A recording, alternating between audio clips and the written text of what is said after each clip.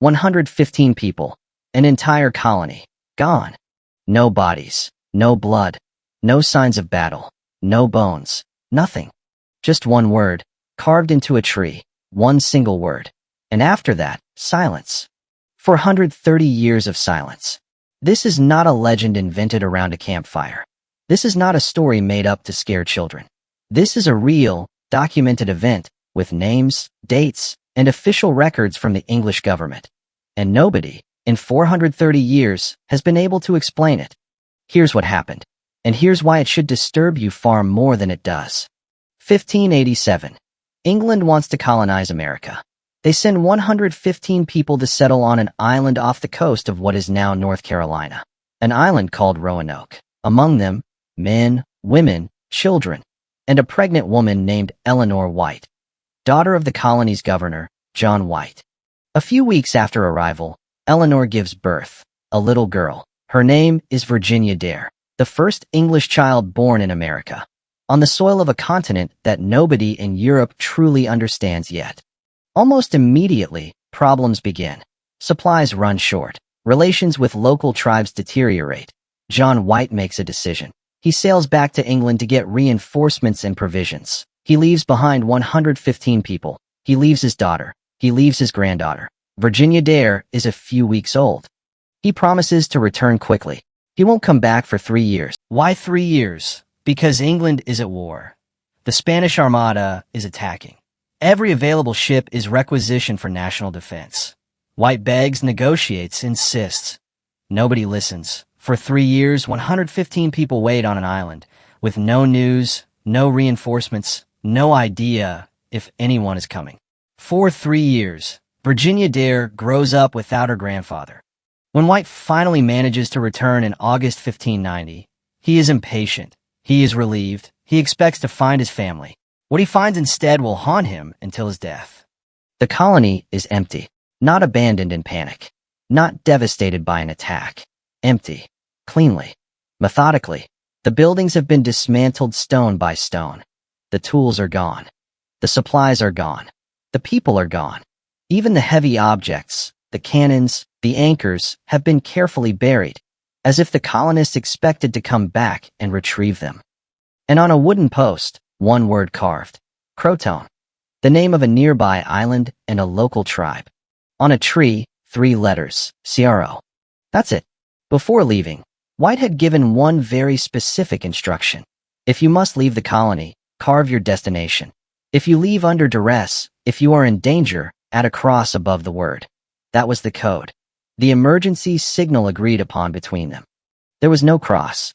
Whatever happened, the 115 people were not in danger when they left. They dismantled the colony calmly, buried the heavy equipment, carved a destination, and vanished, willingly. Organized, by choice.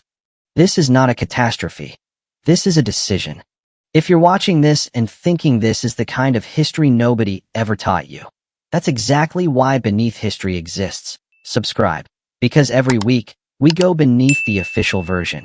And what's underneath is always more interesting than what's on top. But which decision? Here's where it gets truly unsettling. Theory number 1. They joined the Croton tribe. The tribe was friendly. One of their members, Manteo, had traveled twice to England with the colonists.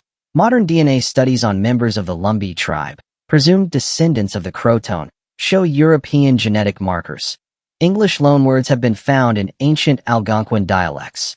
It fits, but there is no physical proof. No English artifacts. No bones. No tribal records describing the arrival of 115 English settlers. Theory number 2. They were massacred. Spanish archives from the period mention English settlements in the region being destroyed.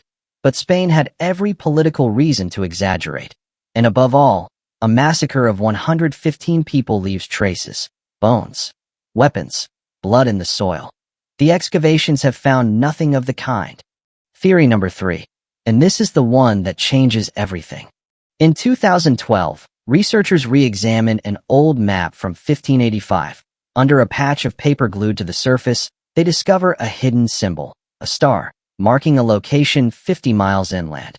A secondary site planned before the colony was even founded. a place designed to shelter the colonists if the coast became untenable. Excavations at that inland site reveal fragments of early English pottery, a copper ingot of the type used by the colonists, small objects, precise, impossible to explain any other way. The 115 people didn't die. They split into two groups. One group toward Croton Island. One group toward the inland site. And they waited. They lived. They married into local populations. They had children. Those children grew up speaking Algonquin. Their grandchildren may not even have known they had English blood. Not a disappearance. A transformation. John White never found his family. He made one last attempt. The weather turned his ship back before he could reach the shore. He returned to England. He wrote down everything he knew. And he died without knowing if his daughter was alive, without knowing if Virginia Dare, his granddaughter, had grown up, without knowing if she remembered him. Virginia Dare was a few weeks old the last time he saw her. If she survived, she was 20 years old by the time a serious search expedition could have left. 20 years spent on that continent. 20 years learning to survive without England. If she survived, she carried another name. She spoke another language. She had become someone else. Children adapt. They forget. That is their strength, and their way of disappearing.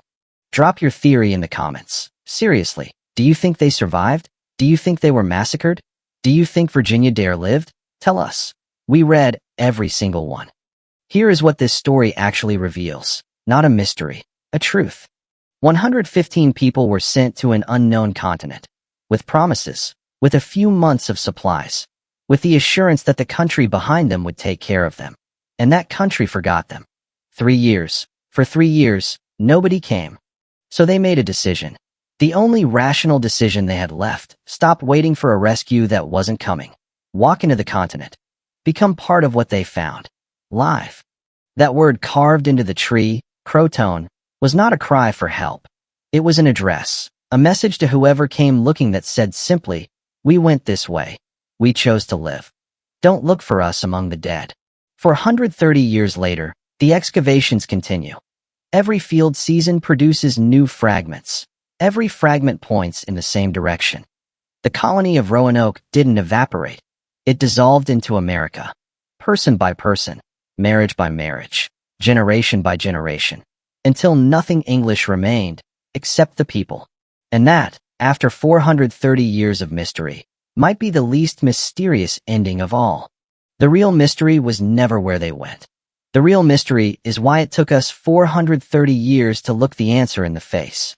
If Beneath History is the kind of channel that changes how you see history, share this video with someone who thinks they know everything that happened.